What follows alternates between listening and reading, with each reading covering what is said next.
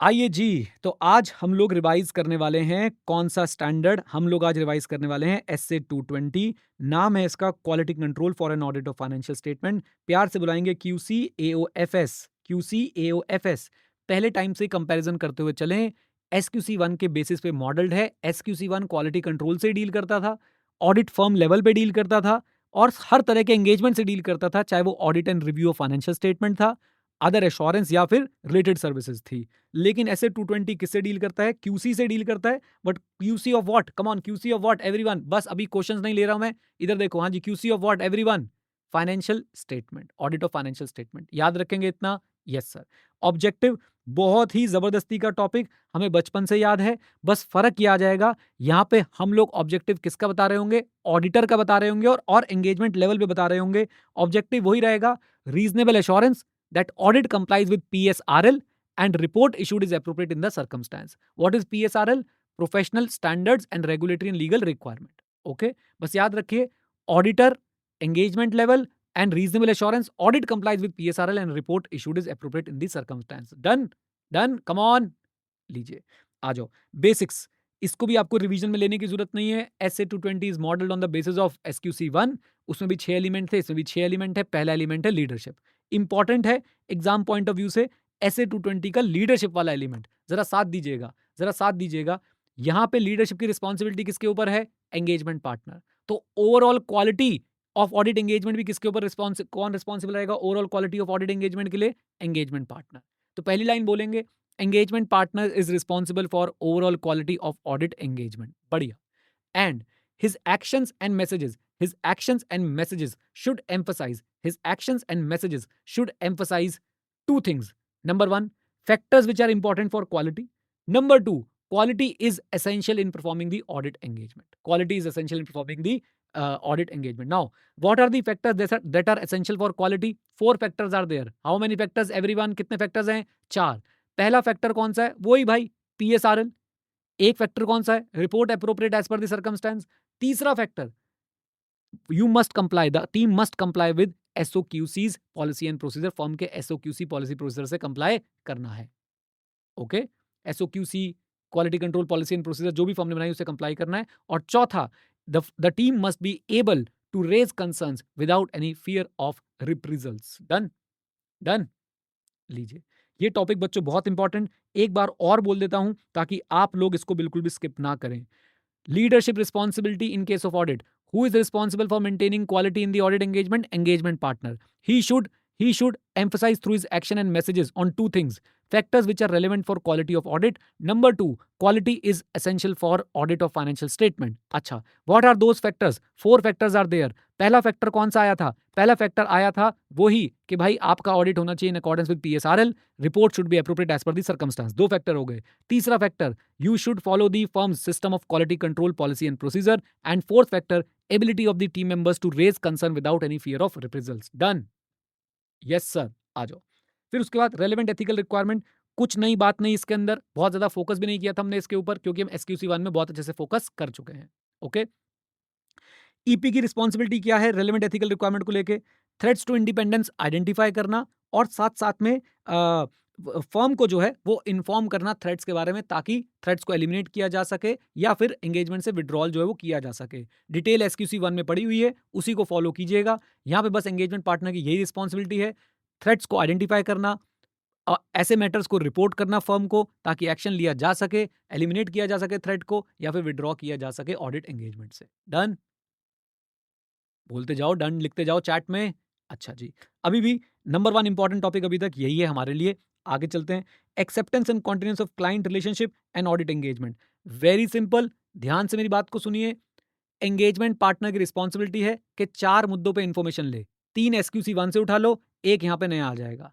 3 SQC 1 से कौन कौन से? उनकी इंटीग्रिटी, हमारी competence and capability and our ability to perform the engagement in accordance with ethical requirements.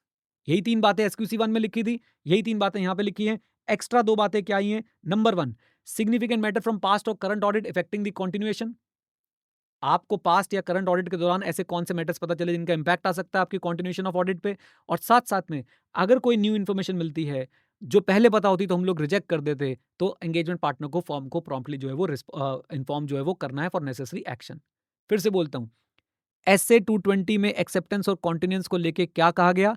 Engagement partner को चार बातों पे जो है वो चार बातें जो है वो कंसिडर करनी है। नंबर वन, आपके इंटीग्रिटी, इंटीग्रिटी किसकी? क्लाइंट की। इंटीग्रिटी क्लाइंट की, TCWG की, मैनेजमेंट की, सीनियर पार्टनर्स की। ओके। दूसरी बात हमने क्या करना है? इंटीग्रिटी के बाद हमने अपनी competence, capability, time, resources check करने हैं।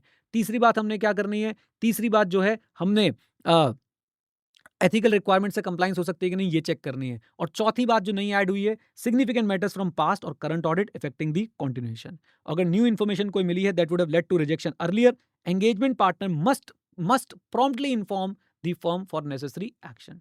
डन।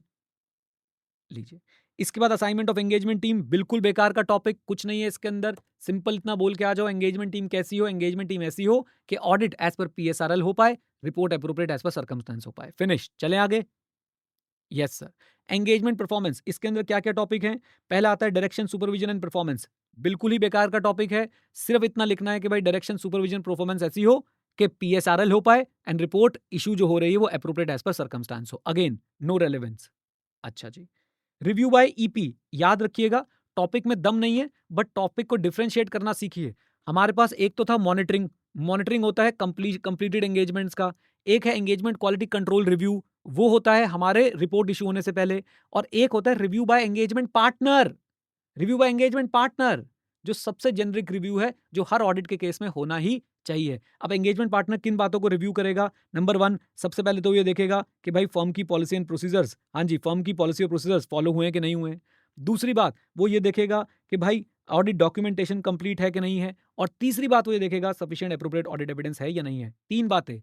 एक एंगेजमेंट पार्टनर क्या एंगेजमेंट को रिव्यू करेगा? हाँ, बिल्कुल करेगा। तीन बातें, फर्म की पॉलिसी प्रोसीजर फॉलो हुई है कि नहीं हुई है, डॉक्यूमेंटेशन प्रॉपर बनी है कि नहीं बनी है, और साथ साथ में sufficient appropriate audit evidence obtain कर लिया है या नहीं। एग्जाम के लिए नॉट सो इंपॉर्टेंट बट फिर भी हमने कवर कर लिया। नाउ कंसल्टेशन, कुछ नया नहीं है, वही पुरानी बात है SQC 1 वाली। अब बस याद रखिए रिस्पॉन्सिबिलिटी किसकी आ जाएगी? रिस्पॉन्सिबिलिटी किसकी आ जाएगी? Come on everyone, engagement partner की आ जाएगी। एंगेजमेंट पार्टनर ने इंश्योर करना है कि डिफिकल्ट मैटर पे कंसल्टेशन हुई हो, एप्रोप्रिएट इंटरनल एक्सटर्नल कंसल्टेशन जो है वो हुई हो, यानी कि एप्रोप्रिएट रिसोर्सेज हमारे पास अवेलेबल होने चाहिए, राइट। देन उसके बाद कंक्लूजन्स पे एग्रीमेंट बना हो और साथ साथ में कंक्लूजन इंप्लीमेंट हुए हो। चार बातें, डिफिकल्ट मैटर पे कंसल्टेशन होनी चाहिए, इंटरनल एक्सटर्नल दोनों हमारे पास रिसोर्सेज अवेलेबल होने चाहिए कंसल्टेशन के लिए।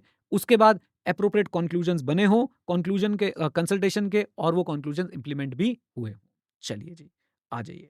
Engagement quality control review, another important part of SA 220। यहां पे बच्चों इस टॉपिक को बहुत अच्छे से पढ़ेंगे। इस टॉपिक में हमें क्या बताया जाएगा? एंगेजमेंट पार्टनर की क्या रिस्पॉन्सिबिलिटी है रिव्यू को लेके? Very important. एंगेजमेंट पार्टनर की क्या रिस्पॉन्सिबिलिटी है? तीन रिस्पॉन्सिबिलिटी एंगेजमेंट पार्टनर की। EQCRR यानी कि engagement quality control reviewer appoint हो जाए, उसके साथ सिग्निफिकेंट मैटर डिस्कस कर लें and not date the auditor's report before the completion of EQCR engagement quality control review से पहले डेट नहीं करना है ऑडिट रिपोर्ट को। डन। फिर से this is very important topic. SA 220 क्या बोलता है कि भाई एंगेजमेंट क्वालिटी कंट्रोल रिव्यू को लेके एंगेजमेंट पार्टनर की क्या रिस्पॉन्सिबिलिटी है? एंगेजमेंट पार्टनर को यह इंश्योर करना है कि EQCR अपॉइंट हो जाए, उसके साथ सिग्निफिकेंट मैटर्स डिस्कस हो जाएं, और साथ साथ में ऑडिट रिपोर्ट को डेट ना करें until the completion of EQCR। Is that clear? बोलिए। And needless to say, I hope everyone knows, engagement quality control review होता कब है? किस किस का होता है? Number one, everyone in the chat box जल्दी लिखो, किस किस का होता है? लिख दो, लिस्टेड कंपनी का, और साथ में the criteria decided by the firm. Okay, तो उन्हीं केस में जो है हमारा एंगेजमेंट पार्टनर ये वाली रिस्पॉन्सिबिलिटीज निभाएगा। अच्छा जी, आगे आ जाइए। एंगेजमेंट क्वालिटी कंट्रोल रिव्यूअर कौन से मैटर्स को इवेल्युएट करेगा? एंगेजमेंट क्वालिटी कंट्रोल रिव्यूअर कौन से मैटर्स को इवेल्युएट करेगा? नंबर वन, सबसे पहले वो देखेगा भाई सिग्निफिकेंट मैटर्स क्या आए थे, फाइनेंशियल स्टेटमेंट और ऑडिट रिपोर्ट जो इशू करने वाले हो, डॉक्यूमेंटेशन, और साथ साथ में कंक्लूजन की और रिपोर्ट की अप्रोप्रिएटनेस। हाँ जी, कंक्लूजन की और रिपोर्ट की अप्रोप्रिएटनेस। प्लीज इस टॉपिक को भी ध्यान में रखिए, इंपॉर्टेंट टॉपिक है। एंगेजमेंट क्वालिटी कंट्रोल रिव्यूअर क्या क्या चीजें देखने वाला है ऑडिट रिपोर्ट को इशू होने से पहले? वो क्या क्या चीजें रिव्यू करेगा? नंबर वन, सबसे पहले वो क्या देखेगा? सिग्निफिकेंट मैटर्स क्या थे। अच्छा, फाइनेंशियल स्टेटमेंट और ऑडिट रिपोर्ट का रिव्यू करेगा, डॉक्यूमेंटेशन को रिव्यू करेगा और साथ साथ में जो कंक्लूजन्स आपने बनाए हैं और जो रिपोर्ट आपने बनाई है वो अप्रोप्रिएट है या नहीं। फिनिश। आइए, देन कंट्रोवर्शियल टॉपिक, गिरी वाला topic, engagement quality control review listed entity में क्या क्या मैटर कंसिडर करता है। My recommendation, cover this from SQC 1। और एसक्यूसी 1 के 3 टॉपिक निकाल के यहाँ पे इन्होंने डाल दिए हैं, इंडिपेंडेंस, कंसल्टेशन, डॉक्यूमेंटेशन। जबकि हमने वहां पे कितने टॉपिक पढ़े थे, if I am not wrong हमने 8 टॉपिक के आसपास वहां पे पढ़े थे। ये देखिए, ये रहा, इंडिपेंडेंस था, सिग्निफिकेंट रिस्क था, जजमेंट था। आ जाओ जी, 3 का सेट था। देन उसके बाद कंसल्टेशन एंड मिसस्टेटमेंट, और उसके बाद तो आपका था working paper matters to be communicated, working paper and appropriateness of the report to be issued. 8 matter हमने वहां पे पढ़ लिए थे। उसमें से गिरी वाले क्वेश्चन में इन्होंने क्या किया, 3 मैटर को रेफर कर दिया। कौन से 3 मैटर थे जरा मुझे बता दो जल्दी से। एक इंडिपेंडेंस था, कंसल्टेशन था और डॉक्यूमेंटेशन था। राइट, हम 8 पढ़ के जाएंगे, ऐसे क्वेश्चन में हम दोनों को रेफर करके आ जाएंगे। डन, आ जाइए। Then monitoring, very easy. ऐसे 220 में मॉनिटरिंग में सिर्फ एक ही बात नहीं है, बाकी तो पुराना ही है। मॉनिटरिंग है क्या, बेसिकली एक प्रोसेस है जिससे हम लोग ये इंश्योर करते हैं कि SOQC रेलेवेंट है, एडिक्वेट है एंड एक्चुअली में इफेक्टिव है, मतलब इट इज ऑपरेटिंग इफेक्टिवली। बस ये बात ध्यान रखिएगा। ईपी को लेटेस्ट मॉनिटरिंग रिजल्ट कंसिडर करने हैं, चाहे फर्म के हों चाहे नेटवर्क फर्म के हों। क्यों कंसिडर करने हैं, ताकि वो देख सके कि भाई जो नोटेड डेफिशिएंसीज हैं वो करंट ऑडिट एंगेजमेंट पे इंपैक्ट तो नहीं डाल रही हैं। फिर से बोलता हूं, ईपी को फर्म के इंक्लूडिंग नेटवर्क फर्म के मॉनिटरिंग रिजल्ट जो है कंसिडर करने हैं। फर्म के इंक्लूडिंग नेटवर्क फर्म के मॉनिटरिंग रिजल्ट जो है कंसिडर करने हैं और नोट करना है कि भाई जो डेफिशिएंसीज हैं, बेसिकली कंसिडर करना है जो नोटेड डेफिशिएंसीज हैं वो इफेक्ट तो नहीं कर रही हैं ऑडिट एंगेजमेंट पे। डन। आइए, documentation by auditor. As per SA 220 auditor क्या क्या डॉक्यूमेंट करेगा, सुनिए मेरी बात को। ऑडिटर डॉक्यूमेंट करेगा इश्यूज, कंक्लूजन, कंसल्टेशन। कंक्लूजन 2 है, इशू 1 है, कंक्लूजन 2 है, कंसल्टेशन 1 है। इशू एथिकल रिक्वायरमेंट को लेके, कंक्लूजन इंडिपेंडेंस को लेके, एक्सेप्टेंस एंड कॉन्टिन्यूएंस को लेके, एंड कंसल्टेशन का नेचर, स्कोप एंड कंक्लूजन। फिर से बोलता हूं, एज पर एसए 220 ऑडिटर को क्या क्या डॉक्यूमेंट करनी है, 3 बातें, issue, 2 conclusion, 1 consultation. Issue ethical requirement को लेकर अगर कोई आया था तो वो क्या था, वो रिजॉल्व कैसे हुआ। कंक्लूजन इंडिपेंडेंस के कंक्लूजन पे कैसे पहुंचे थे, एक्सेप्टेंस एंड कॉन्टिन्यूएंस का कंक्लूजन पे कैसे पहुंचे थे, एंड फाइनली जो कंसल्टेशन हुई थी उसका नेचर, स्कोप और कंक्लूजन्स क्या थे। डन। एसए 220 और एसक्यूसी 1 के बीच में डिफरेंस है, बिल्कुल है। इधर देखिए जरा, एवरीवन प्लीज फॉलो। एसक्यूसी 1 पूरी फर्म पे एप्लीकेबल होता है, सीईओ और मैनेजिंग पार्टनर रिस्पॉन्सिबल होते हैं। एसए 220 ऑडिट पे एप्लीकेबल होता है, एंगेजमेंट पार्टनर रिस्पॉन्सिबल होता है। अच्छा, एसक्यूसी 1 सारे तरह के एंगेजमेंट्स पे एप्लीकेबल होता है, एसए 220 सिर्फ ऑडिट पे एप्लीकेबल होता है। एसक्यूसी 1 क्वालिटी कंट्रोल सिस्टम बनाने की बात करता है और एसए 220 क्वालिटी कंट्रोल प्रोसीजर्स को अप्लाई करने की बात करता है, ऑडिट प्रोसीजर्स, ऑडिट के दौरान प्रोसीजर बनेंगे यहां, अप्लाई यहां हो रहे हैं। देन इसके बाद आप ऐसे ही बोल सकते हैं कि SQC1 ब्रॉड है, SA220 नैरो है, यानी SA220 के लिए प्री रिक्विजिट है SQC1। ओके, देखिए, SQC1 is prerequisite for SA220। Okay, SQC1 is prerequisite for SA220. SA220 operates within this SQC1 framework. Done. बोलिए, एक बार दोबारा बता देता हूं, इधर देखो। Apply to entire firm, apply to only audit engagement, applicable to 4 engagement, applicable to 1 engagement. ये quality control system बनवाता है, ये क्वालिटी कंट्रोल सिस्टम को अप्लाई करवाता है ऑडिट के केस में। राइट, ये ब्रॉड है, ये नैरो है। This is SQC1 is prerequisite for SA220। Done. Extra topic added through RTP. क्या हम दूसरे के काम पे, हाँ जी, क्या एक ऑडिटर दूसरे के काम पे रिलाय कर सकता है या फिर एक ऑडिटर किसी ऑडिट को टेक ओवर कर सकता है? यस, कर सकता है, बट उसे कुछ फैक्टर्स जो है कंसिडर करने हैं। कौन से फैक्टर्स हैं, साथ में जुड़िएगा। सबसे पहले PSRL। ओके, कि भाई एंगेजमेंट अभी तक जो कंडक्ट हुआ है PSRL के हिसाब से हुआ है कि नहीं हुआ है। सिग्निफिकेंट मैटर, कंसल्टेशन, इन तीनों का तो एक हमने तिगड़ी बना दी, PSRL, कंसल्टेशन, सिग्निफिकेंट मैटर। उसके बाद NET of work. NET of work आपके आरटीपी में क्वेश्चन आया हुआ ये। एंड देन हमारे पास क्या आएगा, वर्क क्या कंक्लूजन को सपोर्ट करता है, वर्क क्या कंक्लूजन को सपोर्ट करता है एंड अप्रोप्रिएटली डॉक्यूमेंटेड है कि नहीं।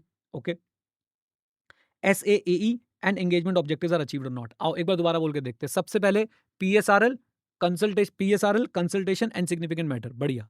अब वर्क, एनईटी ऑफ वर्क बोल लो और साथ में वर्क का एक और कनेक्ट कर लो। कौन सा वर्क का एक और कनेक्ट कर लो कि work properly concluded, work properly अपने कंक्लूजन को सपोर्ट करता है और डॉक्यूमेंटेड है कि नहीं। NET of work supports the conclusions and documented. Work वाले 2 हमने निकाल दिए, बढ़िया। अब तो रही कितने गए, 2, SAAE और एंगेजमेंट ऑब्जेक्टिव्स आर अचीव्ड और नॉट। डन। बोलिए, बोलिए, हो गए? Yes sir. अच्छा, कोड ऑफ एथिक्स में क्या लिखा है इस बात पे? क्या मैं काम को डेलीगेट कर सकता हूँ? हाँ। लेकिन मैं ही रिस्पॉन्सिबल रहूँगा? हाँ। काम डेलीगेट हो सकता है, मैं ही रिस्पॉन्सिबल रहूँगा, दूसरों के काम पे रिलाय कर सकता हूँ, स्किल एंड केयर एक्सरसाइज़ करनी है। फिर से, काम डेलीगेट कर सकता हूँ, मैं ही रिस्पॉन्सिबल रहूँगा, दूसरों के काम पे मैं रिलाय कर सकता हूँ, लेकिन स्किल एंड केयर एक्सरसाइज़ करनी है, डीएसआर होना चाहिए, रीज़नेबल एश्योरेंस ऑब्टेन करनी है कि भाई दूसरों का काम एडिक्वेट है। फिर से, काम डेलीगेट हो सकता है, मैं रिस्पॉन्सिबल रहने वाला हूँ, बढ़िया। दूसरी बात, भाई मैं दूसरों के काम पे रिलाय कर सकता हूँ, हाँ, स्किल एंड केयर एक्सरसाइज करना पड़ेगा, डीएसआर एक्सरसाइज करना पड़ेगा, याद रखिएगा रीजनेबल एश्योरेंस ऑब्टेन करनी पड़ेगी, दूसरों का काम एडिक्वेट है या नहीं। ये आरटीपी में क्वेश्चन आया हुआ है, इसलिए मैंने आपको एक्स्ट्रा टॉपिक कवर करा दिया है। डन। अब वो एनएफआरए वगैरह वाले टॉपिक्स बचे हैं, उसके भी आप लोगों को वीडियो दूंगा और काम खत्म हो जाएगा। फुर्सत से बच्चों ने रिवीजन वीडियो करी है, हमने मृत्युंजय वाली केस स्टडी करी थी आज, आप लोग वो करेंगे। साथ-साथ में आपको जो आज डीपीक्यू दिया है सीए गिरी वाला, वो करेंगे और आपको 2 दिन मिल रहे हैं पूरा चैप्टर कंप्लीट करने के लिए। आपका टेस्ट होगा, वो टेस्ट देंगे, चेक होके वापस आपको मिल जाएगा। डन? बोलिए। चलिए जी। तो ये थी हमारी इस चैप्टर की एक रिवीजन वीडियो और अब हम आपसे थोड़ी बहुत चर्चा कर लेते हैं। क्लासेस अगर पसंद आई तो अपने दोस्तों को, अपने जूनियर्स को, सबको आप लोग गाइड कर सकते हैं। Thank you so much. आ जाओ।